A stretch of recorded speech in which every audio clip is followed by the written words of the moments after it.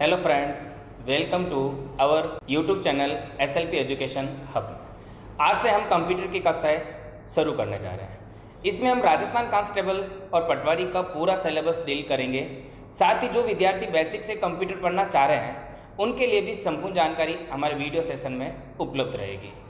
इसके साथ ही विभिन्न प्रतियोगी परीक्षाओं में गत वर्षों में पूछे गए सवालों का भी समन्वय हमारे वीडियोज़ में रहेगा।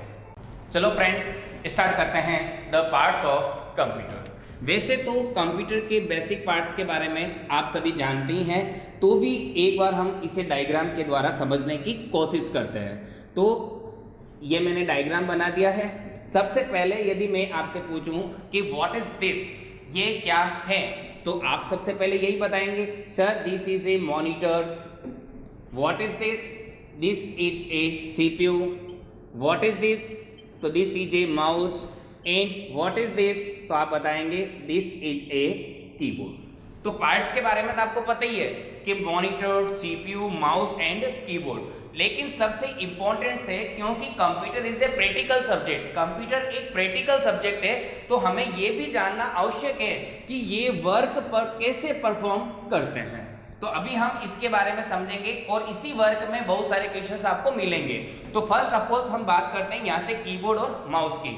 यानी जैसे मैं आपको कंप्यूटर को मैं आपको निर्देश देना चाह रहा हूँ कि टुमारो योर टाइमिंग 7 AM, तो मैंने आपको यह निर्देश कहाँ से दिया? मुख से दिया। तो इसी प्रकार से कंप्यूटर में भी आपको कुछ सूचनाएं हैं वो देनी है, यानी कुछ निर्देश देने हैं। तो वह निर्देश आप किसकी सहायता से देंगे? Keyboard and mouse. तो जस्ट फॉर एग्जाम्पल, जैसे मैं आपको बता दूं, आपने कीबोर्ड से लिखा 2+2, तो ये डेटा सीधा कहां फॉरवर्ड होगा? यहाँ पे CPU में डेटा सीधा फॉरवर्ड हो गया। लेकिन आपको पता है यहाँ पे हम CPU कहने का मतलब कंप्यूटर का जो दिमाग होता है, उस दिमाग को हम यहाँ पे क्या कहेंगे? CPU।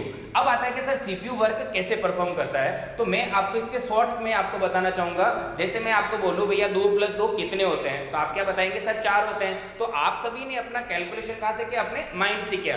तो उसी प्रकार से कंप्यूटर का भी एक ब्रेन होता है, और उस ब्रेन को हम यहाँ पे क्या कहते हैं? CPU।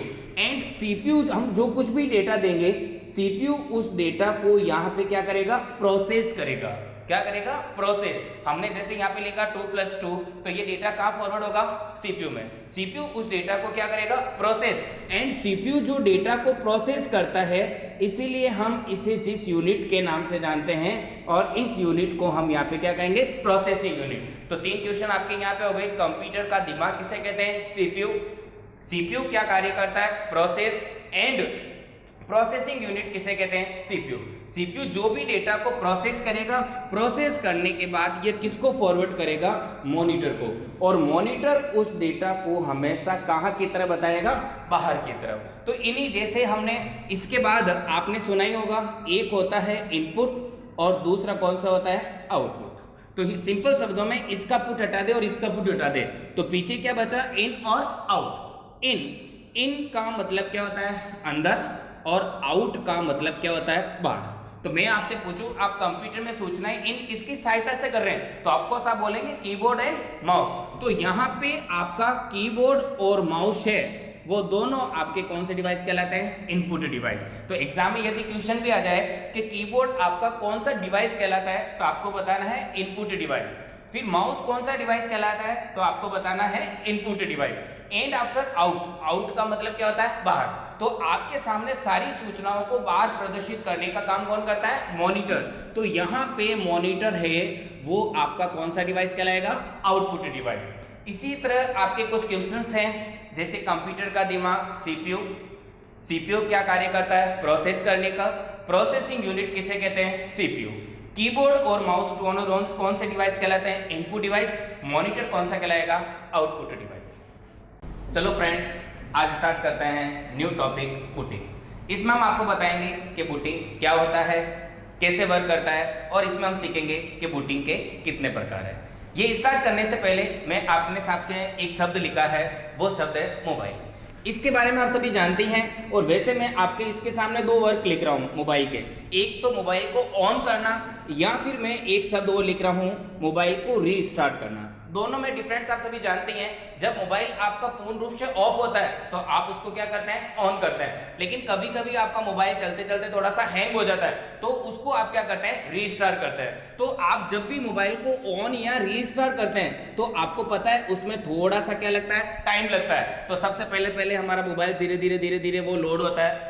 आफ्टर देन हमारी जो भी कंपनी है उस कंपनी का कहने का मतलब नाम आता है, और आफ्टर देन इसमें बहुत सारे जो मेन्यूज है कॉल करने के, मैसेज करने के, वो हमारे सामने आते हैं। लेकिन इसको भी चालू होने में थोड़ा सा क्या लगता है, टाइम। तो कंप्यूटर को भी टाइम और चालू होने में थोड़ा सा क्या लगेगा, टाइम।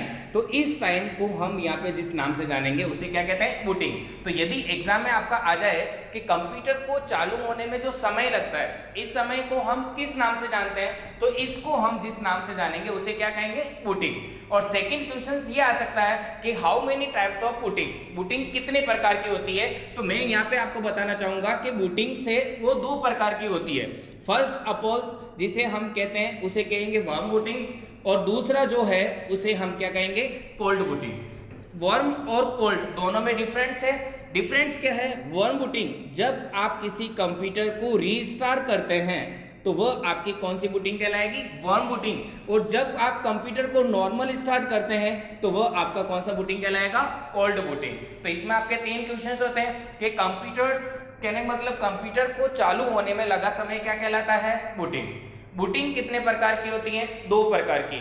कंप्यूटर को रीस्टार्ट करना कौन सा बूटिंग कहलाता है, वार्म बूटिंग। और कंप्यूटर को नॉर्मल स्टार्ट करना क्या कहलाता है, कोल्ड बूटिंग। चलो फ्रेंड्स, स्टार्ट करते हैं न्यू टॉपिक, डेस्कटॉप स्क्रीन। इसमें हम सीखेंगे कि डेस्कटॉप स्क्रीन क्या होता है, ये कैसे वर्क करता है, और इसके साथ डेस्कटॉप स्क्रीन के जो कंपोनेंट्स हैं वो क्या होते हैं और कैसे वर्क करते हैं। चलो स्टार्ट करते हैं। सबसे पहले जैसे ही आप कंप्यूटर को ऑन करते हैं, ऑन करते ही आपके सामने जो सबसे फर्स्ट स्क्रीन आपके सामने जो डिस्प्ले होती है, उस स्क्रीन को हम यहाँ पे जिस नाम से जानते हैं उसे क्या कहते हैं, डेस्कटॉप स्क्रीन। कई बार एग्जाम में यह पूछा गया है कि कंप्यूटर ऑन होते ही जो फर्स्ट स्क्रीन आती है, इस स्क्रीन को हम किस नाम से जानते हैं, तो इसे हम यहाँ पे क्या कहेंगे, डेस्कटॉप स्क्रीन। सेकंड क्वेश्चन ये आता है कि वह कौन सी स्क्रीन है जिस पे आप अपना वर्क परफॉर्म करते हैं या वर्क शुरू करते हैं, तो वह भी आपकी कौन सी स्क्रीन कहलाएगी, डेस्कटॉप स्क्रीन। तो यहाँ पे 2 क्वेश्चंस है। फर्स्ट क्वेश्चन, कंप्यूटर ऑन होते ही जो फर्स्ट स्क्रीन आती है उसे क्या कहेंगे, desktop screen. Second, computer on होने के बाद जो स्क्रीन आती है उस पर हम अपना क्या करते हैं, वर्क स्टार्ट करते हैं। सेकंड, यहाँ पे हम कर रहे हैं कंपोनेंट्स। एक डेस्कटॉप स्क्रीन के मुख्यतः 3 कंपोनेंट्स होते हैं। सबसे पहले यहाँ से लेके यहाँ तक जो लाइन आपको दिख रही है, इस लाइन को हम कहते हैं टास्क बार। क्या कहेंगे भैया, टास्क बार। सेकंड, यहाँ पे जो आपको फोटो दिख रहा है, इस फोटो को हम कहेंगे वॉलपेपर। एंड यहाँ पे जो छोटे छोटे पिक्चर्स विथ नेम आपको दिख रहे हैं, इन्हें हम कहेंगे आइकन। तो अब हम एक एक कंपोनेंट्स के बारे में सीख रहे हैं। तो सबसे पहले हमारे सामने जो है वो क्या है, टास्क बार। तो टास्क बार से रिलेटेड क्वेश्चंस कैसे आते हैं, देखिए। सबसे पहले ये आ जाता है कि what is the position of task bar. Task bar की पोजीशन कहाँ होती है, तो टास्क बार की पोजीशन आपको पता ही है। टास्क बार की पोजीशन हमेशा कहाँ पर होती है, डेस्कटॉप स्क्रीन के नीचे की साइड में, और इसके लेफ्ट साइड में एक बटन होता है जिसे अपन यहाँ पे क्या कहेंगे, स्टार्ट बटन। और राइट साइड में हमेशा वहां पे क्या प्रदर्शित होता है, टाइम। और टाइम के साथ में यहाँ पे आपको कुछ ग्राफिक्स चिन्ह दिखाई देते हैं। वो एक्चुअली वो सभी प्रोग्राम्स वह प्रोग्राम्स हैं जो हमारे कंप्यूटर के बैकग्राउंड में जो प्रोग्राम रन हो रहे हैं, उन सभी के शॉर्ट आइकन यहाँ पे प्रदर्शित होते हैं। इन्हें हम जिस नाम से जानते हैं उन्हें हम कहते हैं सिस्टम ट्रे। तो यहाँ पे आपके 3 क्वेश्चन है। टास्क बार की पोजीशन कहाँ होती है, नीचे। लेफ्ट साइड में कौन सा बटन होता है, स्टार्ट। राइट साइड में क्या प्रदर्शित होता है, समय। और समय के साथ में जो सम ग्राफिक्स होते हैं, उन ग्राफिक्स को हम जिस नाम से जानते हैं उन्हें क्या कहेंगे, सिस्टम ट्रे। और सेकंड हमारे सामने जो है उसे क्या कहेंगे, वॉलपेपर। तो फर्स्ट मैं आपको बताना चाहूंगा वॉलपेपर। वॉलपेपर से आज किसी फोटो कह सकते हैं या फिर आप उसको इमेज भी कह सकते हैं। और एक फोटो को जब आप ज्यादा जूम करते हैं तो आपको पता है उसमें छोटे छोटे कुछ ऐसे दाने टाइप दिखाई देते हैं, और ये फोटो का सबसे छोटा अंश है, और उस अंश को हम यहाँ पे क्या कहेंगे, पिक्सल। तो यहाँ पे क्वेश्चन पे आ जाए किसी फोटो या इमेज का सबसे छोटा अंश क्या कहलाता है, तो आपको वहां पे बताना है वो आपका क्या कहलाएगा, पिक्सल। अब कोई कहता है सर मेरे पास इतना बड़ा स्क्रीन का लैपटॉप है, सेकंड मेरे पास इतना छोटा स्क्रीन का मोबाइल फोन है, तो ये जो स्क्रीन का जो लंबाई और चौड़ाई है वो दोनों मिलके आपका यहाँ पे कहलाएगा रिजोल्यूशन। क्या कहलाएगा भैया, रिजोल्यूशन। तो यदि एग्जाम में क्वेश्चन आ जाए कि भाई किसी भी फोटो का डेस्कटॉप स्क्रीन का पिक्सल की संख्या का अनुपात वह आपका क्या कहलाता है, तो वह आपका यहाँ पे क्या कहलाएगा, रिजोल्यूशन। और नेक्स्ट क्वेश्चन ये है कि वॉलपेपर का यूज हम क्यों करते हैं, तो मैं आपको यहाँ पे बताना चाहूंगा, एक शब्द लिख रहा हूँ BACK, बैकग्राउंड। यदि आपको डेस्कटॉप स्क्रीन का बैकग्राउंड सेट करना है तो उसके लिए अपन किसका यूज करेंगे, वॉलपेपर। तो यहाँ पे वॉलपेपर से रिलेटेड बहुत सारे क्वेश्चंस हैं, जैसे वॉलपेपर से आशय किसी फोटो या इमेज से किसी फोटो का सबसे छोटा अंश क्या कहलाता है, पिक्सल।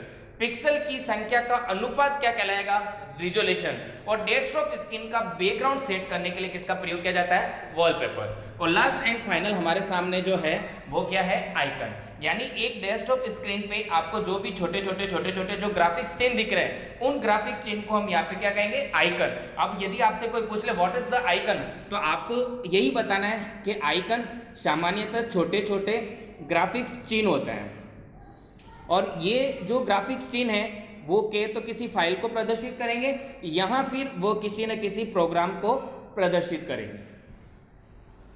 चलो फ्रेंड्स स्टार्ट करते हैं आज का टॉपिक नेम कंप्यूटर सिस्टम। एक कंप्यूटर सिस्टम जो है वो मुख्यतः 3 डिवाइसेस से मिलकर बना होता है, जिसे फर्स्ट हम यहाँ पे क्या कहेंगे, CPU, second input device and third output device. तो आज हम स्टार्ट करते हैं फर्स्ट जो क्या है, CPU।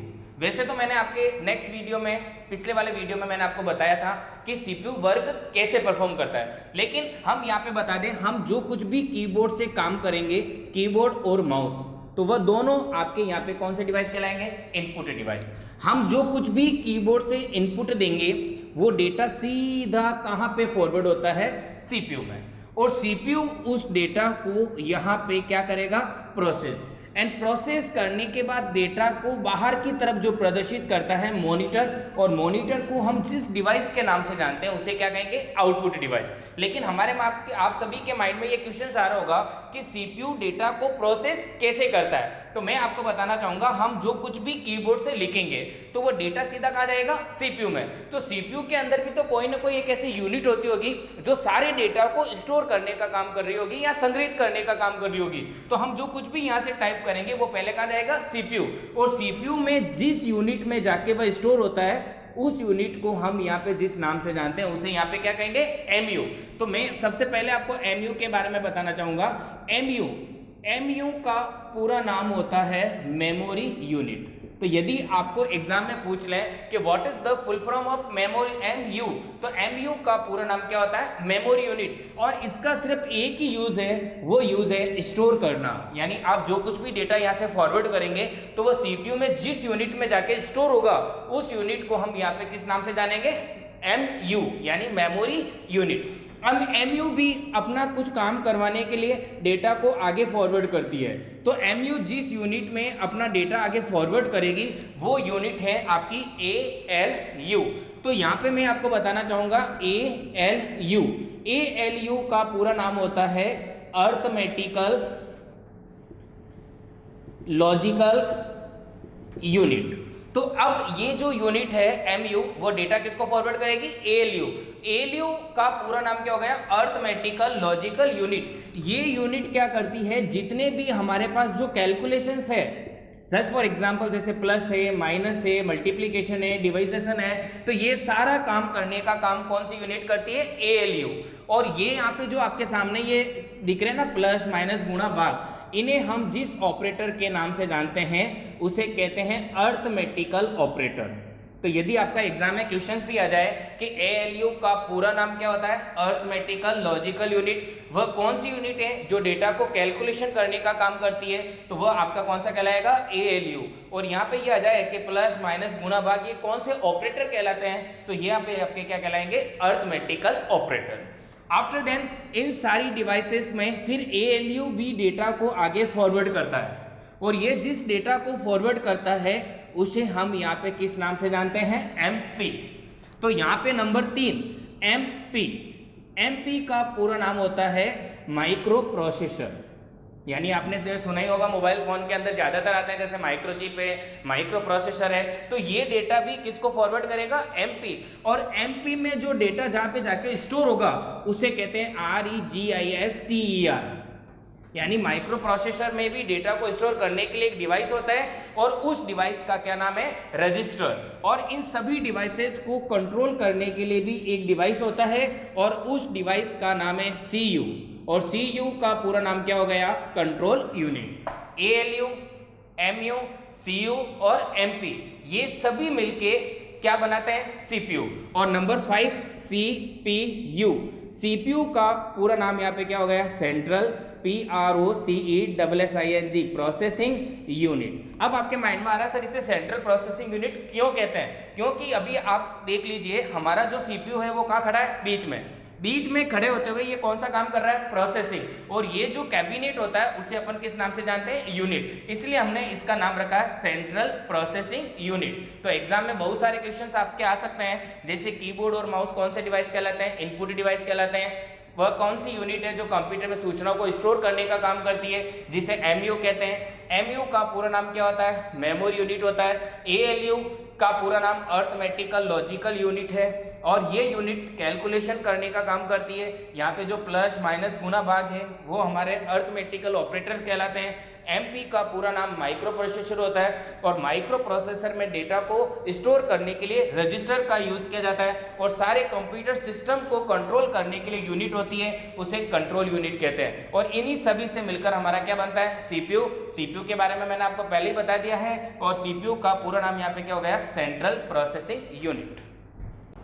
चलो दोस्तों, आज का सेक्शन यहीं पे समाप्त करते हैं, और कमेंट बॉक्स में ज़्यादा से ज़्यादा कमेंट करके बताइएगा कि ये वीडियो आपको कैसा लगा। यदि वीडियो आपको अच्छा लगा तो ज़्यादा से ज़्यादा अपने दोस्तों के साथ लाइक व शेयर करें, और इस चैनल को सब्सक्राइब करना ना भूलें।